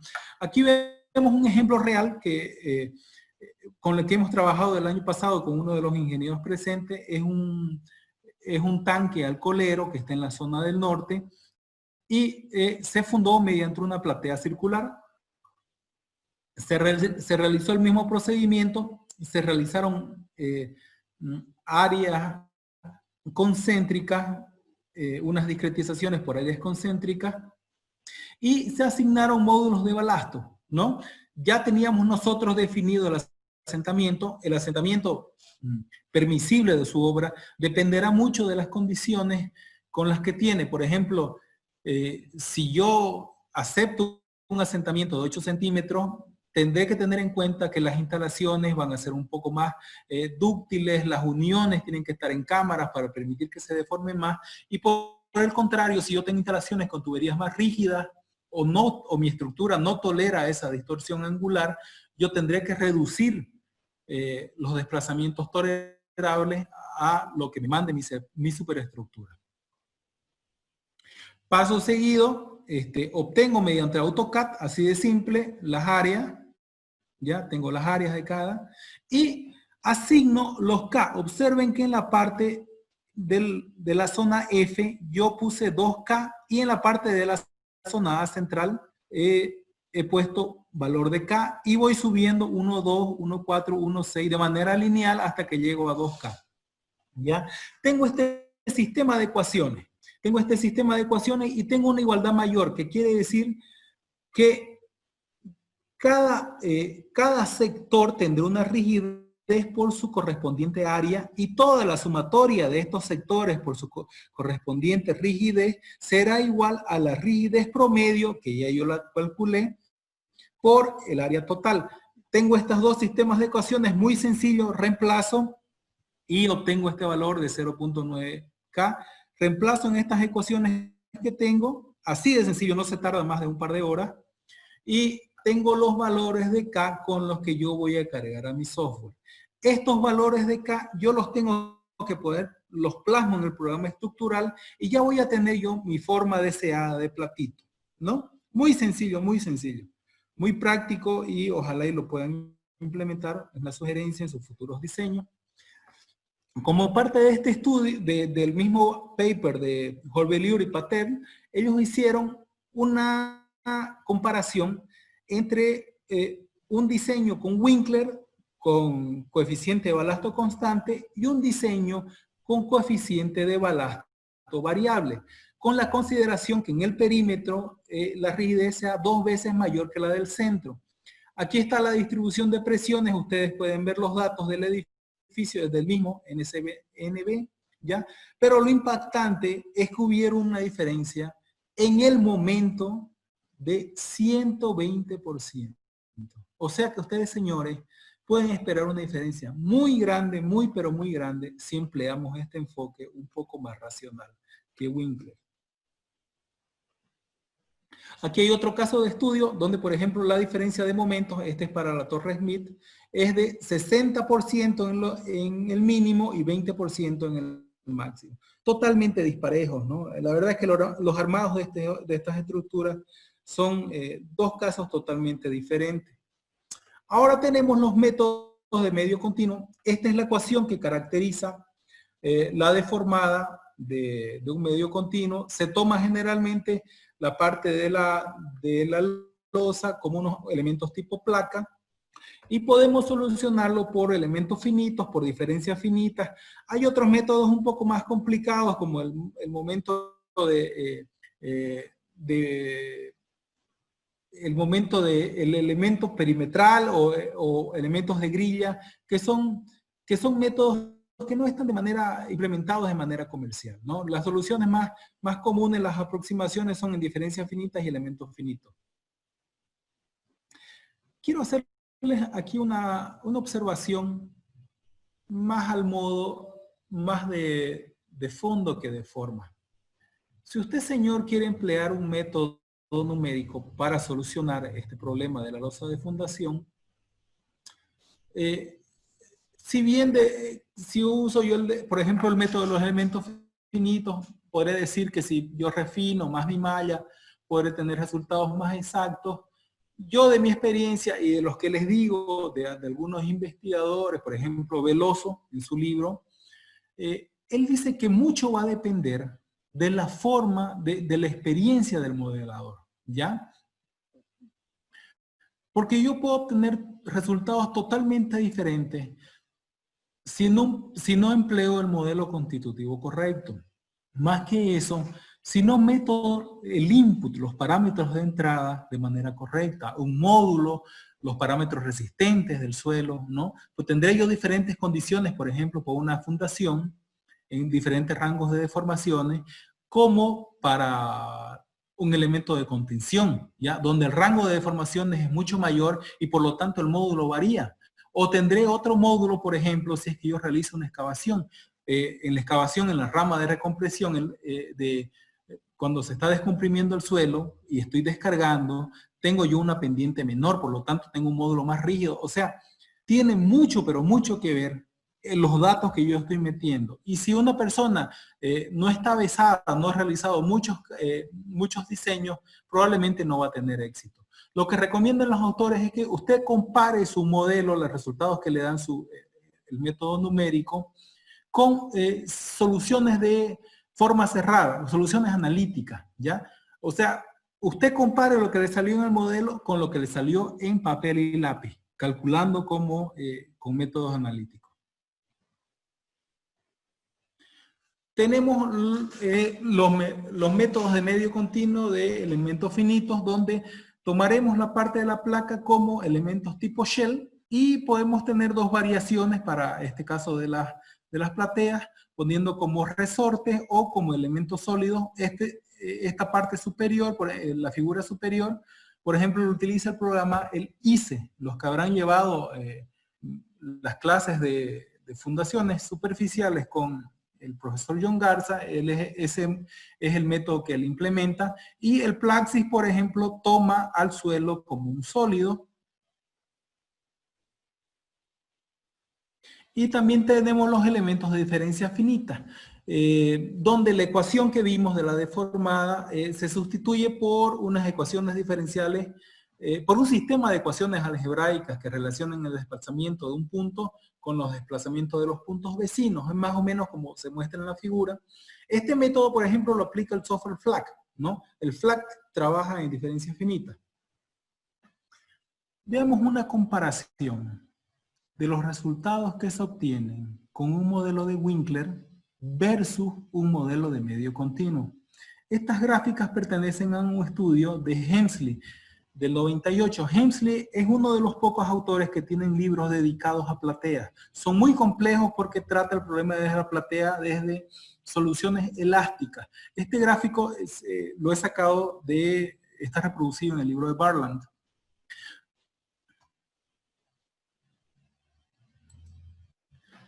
Aquí vemos en la parte superior, bueno, en el dibujo vemos una losa, pero hay dos tipos de análisis. Una losa analizada con resorte y una losa analizada como medio continuo, que es la más real, entre comillas. ¿Ya?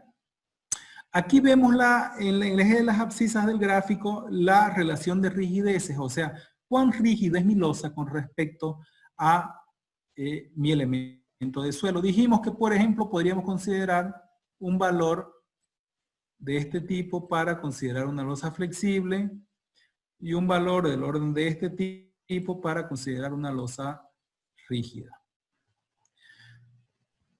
Estos son los resultados para borde libre y estos son los resultados para un borde restringido, o sea, con una masa de suelo por debajo. Obsérvense que para la situación donde la platea es rígida o semirrígida, yo no tengo mucha diferencia entre el ratio, entre la relación de momentos máximos de resorte continuo, ¿no? Estos números de aquí indican cuán por encima, cuántas veces es más grande el momento de resorte sobre el continuo, ¿ya? Pero mantengámoslo para entenderlo como órdenes de magnitud. Yo no tengo mucha diferencia cuando la losa es rígida, pero sin embargo, en el mayor de los casos, que es esta situación, yo tengo diferencias en los momentos hasta de un orden de magnitud de 2 veces, 200% más grandes, ¿no? En este caso, solo en este caso, digamos, tomar Winkler sería menos conservador y estaría del lado de la seguridad. Pero aquí, como les dije, no hay seguridad o no seguridad. ¿Está bien o está mal el diseño? Veamos otro ejemplo de una comparación, igual de un modelo de resorte con un medio continuo. Esto también se ha sacado del libro de Hemsley, adaptado del libro de Hemsley. Y este es un semieje.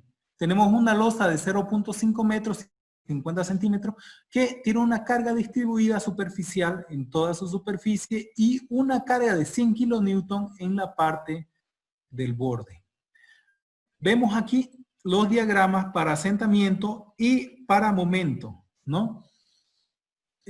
Los resultados para el análisis para el método de Winkler están con línea segmentada y los resultados para el método continuo, el método real, están con línea continua, línea llena. Obsérvese que en el medio de la fundación, nosotros tenemos diferencias de hasta 30 milímetros, ¿no? Donde en este caso, el modelo de resorte infraestima los asentamientos, ¿no? Y en la parte terminal, la verdad es que también hay diferencias muchísimo más marcadas en el modelo del continuo y el modelo de resorte. La verdad es que a primera vista, estos resultados de comparación del modelo de Winkler con el modelo real no tienen nada que ver, ¿no? Mostramos evidencia tras evidencia que el método de Winkler tiene que ser desestimado de nuestra forma de cálculo. Y en términos de momento, miren el momento de 0,10 meganewton en la parte central del modelo continuo y un momento de signo cambiado, ¿no? Cuando yo ocupo un modelo de Winkler, que se emparejan cuando yo llego al borde, ¿no? Pero igual, estos resultados van totalmente en contra de la seguridad.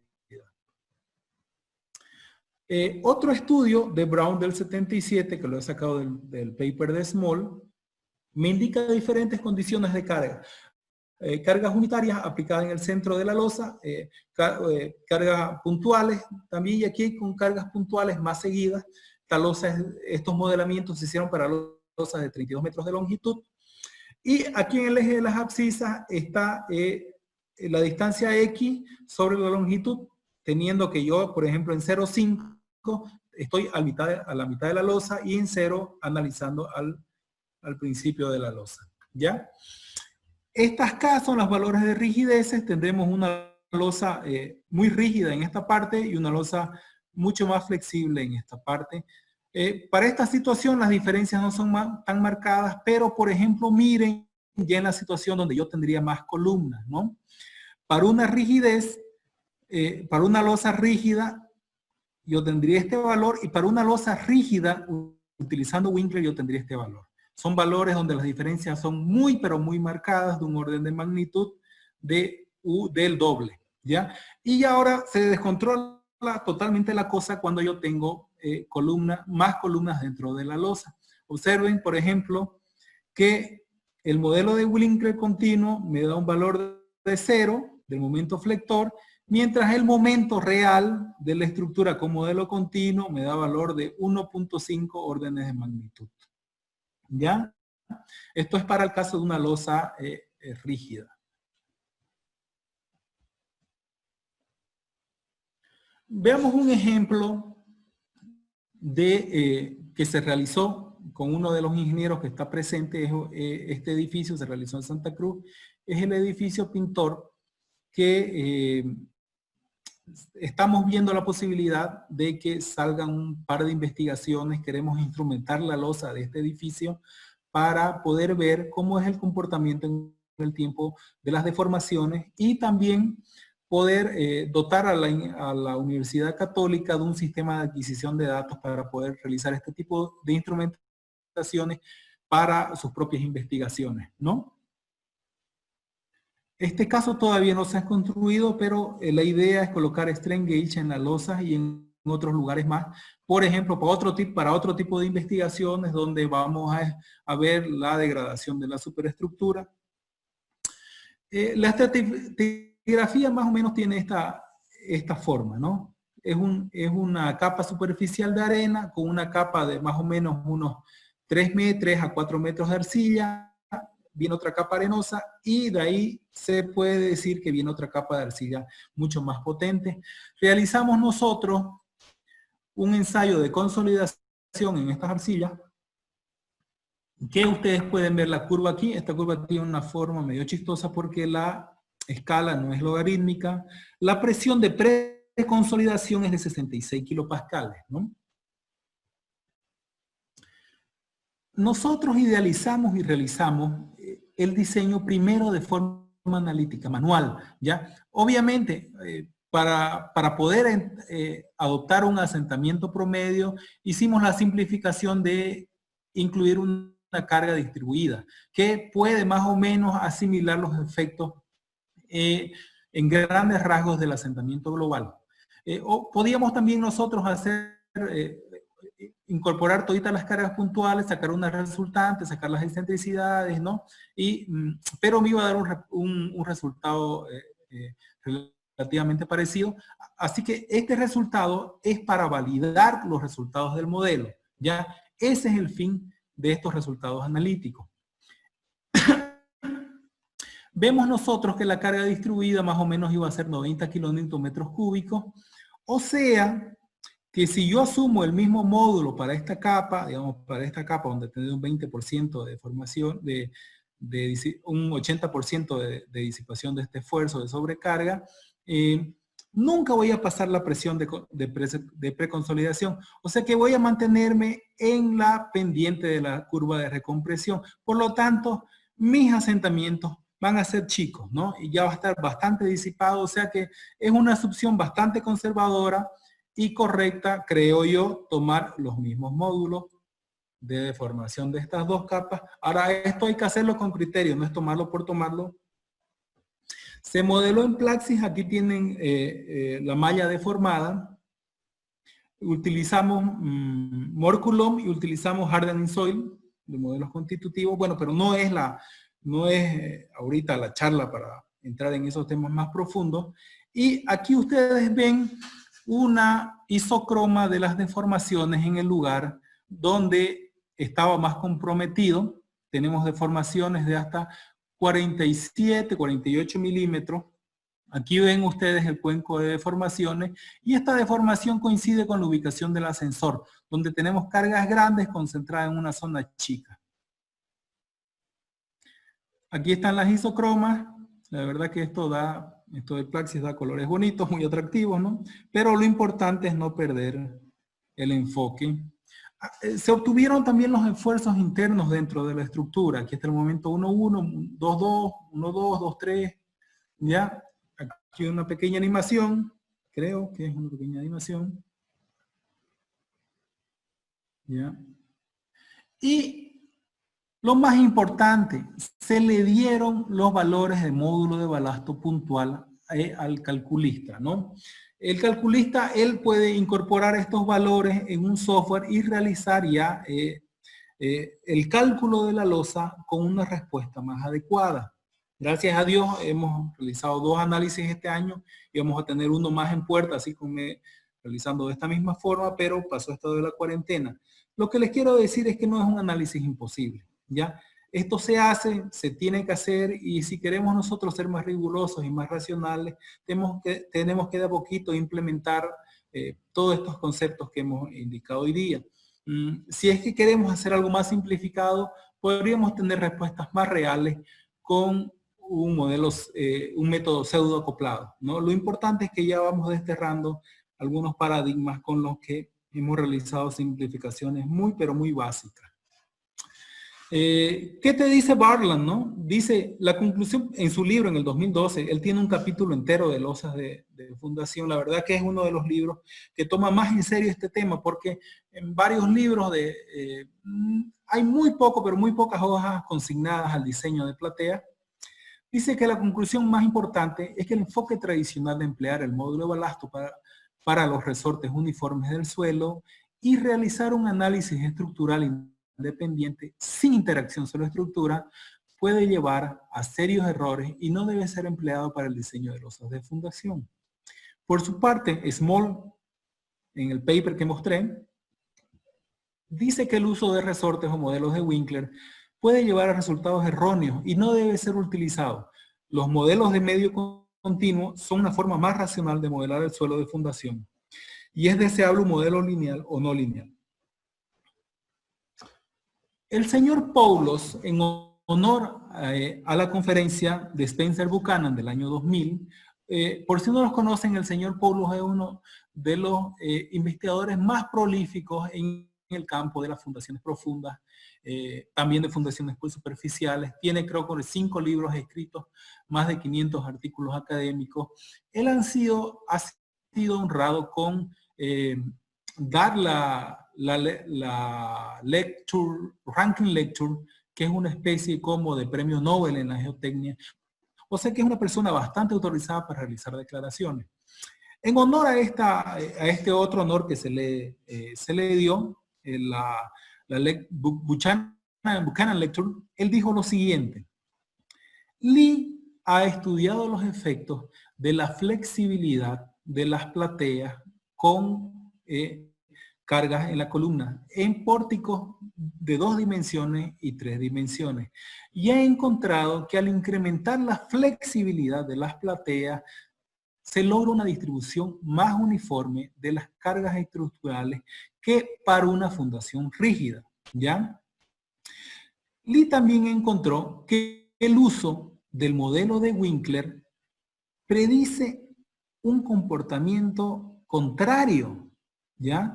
Y se atribuye, este comportamiento contrario se atribuye a los diferentes perfiles de asentamientos que emergen de la teoría del módulo de balasto. Lee hace las siguientes observaciones, y cito entre comillas: con el advenimiento de computadoras de gran velocidad, se retira la justificación para emplear el modelo de Winkler. Y es claro que es ahora el momento que es solo de importancia histórica, ¿ya? No hay razón real para su continuo uso, para su uso actual. Ahora, ¿qué dice Paulus? Dice que en estos 25 años el poder de la computadora se ha incrementado por órdenes de magnitud, ¿ya? Pero todavía hay la persistencia muy divulgada y desafortunada del concepto del modelo de Winkler, debido a su conveniencia y simplicidad. Nada más lejos de la verdad. De manera concluyente dice que el precio de esta simplicidad es alto, dada el potencial de diseño de resultados no realistas y con baja confiabilidad al evaluar el problema con un módulo inapropiado de balasto. El tiempo ha llegado para que consignar el concepto del modelo de Winkler a la historia y no perpetuarlo en el análisis geotécnico y estructural moderno. La verdad es que muy duro, Paulo. Y veamos un reporte del 97, que es el que les mencioné anteriormente. Es editado por el señor Ulrich, un reporte, la verdad que muy brillante para la época, y que recomiendo a toda persona que quiera diseñar plateas lo tenga de cabecera, ¿no? Es un grupo de reportes donde indica en la página primera, en la primera página del grupo de artículos, usted ve lo siguiente. El uso popular de un módulo sencillo de subrasante para modelar la respuesta del suelo está mal y lleva a diseños erróneos. El diseño de una platea debe ser utilizando el método de áreas discretas, que es el método que les mencioné. Un método con coeficiente variable, pero es un poco iterativo. Ya es un poco complicado y no lo toqué hoy día. ¿Ya? Donde las respuestas de la subrasante puedan ser modeladas de manera adecuada, resultando en un módulo de balasto variable. Dice que el ingeniero geotécnico y el ingeniero estructural deben formar un vínculo sólido para tratar el diseño de la fundación desde las fases iniciales del planeamiento hasta la construcción. A menudo, los detalles de construcción y los procedimientos van a gobernar el desempeño y pueden arruinar totalmente un análisis. Por lo tanto, el ingeniero geotécnico debe estar en el sitio evaluando las condiciones. Ningún grupo debe trabajar de manera independiente. Aquí veamos algo, ya muy cortito, faltan un par de láminas para terminar, de la interacción del geotecnista y el estructural, ¿no? Este es más o menos un diagrama de flujo de cómo tendría que hacerse el diseño, vinculando las capacidades del diseño geotécnico y el diseño estructural. Vamos a ir directamente a el flujo para la interacción suelo-estructura, ¿no? Esto lo pueden ver y revisar. Los modelos que vimos de medio continuo son modelos donde yo cargo la estructura y tengo una deformación, ¿ya? Pero solo se limitan a esa etapa del diseño. Sin embargo, si yo tengo una deformación en el suelo, yo transmito esa deformación en mi estructura. Y esa estructura se deforma y genera esfuerzos que no estaban concebidos inicialmente. Esfuerzos de reacomodo por esas deformaciones. Esfuerzos que yo impongo, ¿ya?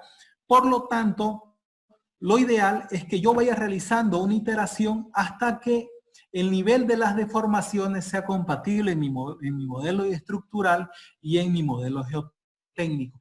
Eso es lo que estrictamente se llama un diseño con interacción suelo-estructura. Hay programas comerciales que realizan esto, como el MIDA, Plaxis con su software de Bentley. Hay otros programas, ¿no? Yo particularmente voy a empezar a usar el programa del ICE del profesor Garza, que da muy buenos resultados. La única limitante es que toma el suelo como un grupo de resortes y el tratamiento del suelo, la respuesta del suelo es en el rango elástico, ¿no? Es un comportamiento elástico. Sin embargo, para los diseños que estamos haciendo, los investigadores dicen que podemos utilizar este enfoque de tipo elástico, ¿ya? ¿Qué es lo primero que yo hago? Yo evalúo el asentamiento, ya saco el asentamiento, este es geotécnico, y discuto los modelos estructurales con el ingeniero estructural.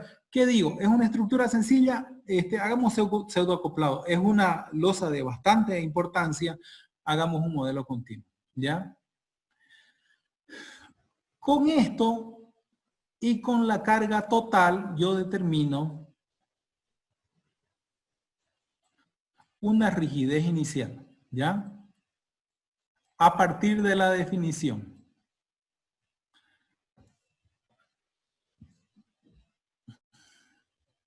Cargo esto en el modelo estructural y obtengo unas reacciones iniciales, porque voy a tener reacciones iniciales en los resortes, ¿ya? Esto ya le pongo E porque ya esto es del programa estructural, ¿ya?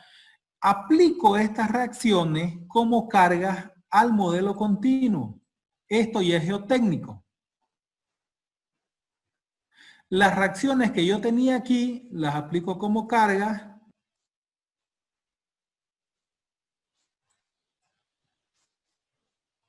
Y aquí yo tengo un modelo continuo, ¿ya? Después de esto yo corro mi modelo estructural, mi modelo geotécnico, en Plaxis, por ejemplo, otro programa donde ustedes agraden, y yo obtengo un perfil de deformaciones en toda la losa. Con estas deformaciones y partiendo de la definición, yo vuelvo a calcular unos coeficientes de rigidez, ¿ya? Que estos coeficientes son diferentes a estos coeficientes que son constantes. Ya estos coeficientes son variables, probablemente sean un poco más rígidos en los extremos y más flexibles en el centro. Pasamos estos valores de K al modelo estructural. Esto es estructural, ¿ya? El modelo estructural me da otras reacciones que llamaremos reacciones I, ¿ya? Y yo en el modelo estructural veo si con las deformaciones que me dio el modelo estructural y estas reacciones, los K que obtenga se parezcan a los K que yo obtuve en el modelo geotécnico, ¿ya? Obviamente, Barland dice que con una o dos iteraciones, si es que no se parecen mucho, yo vuelvo a realizar el mismo procedimiento hasta que tenga un parecido del orden del 95-90%.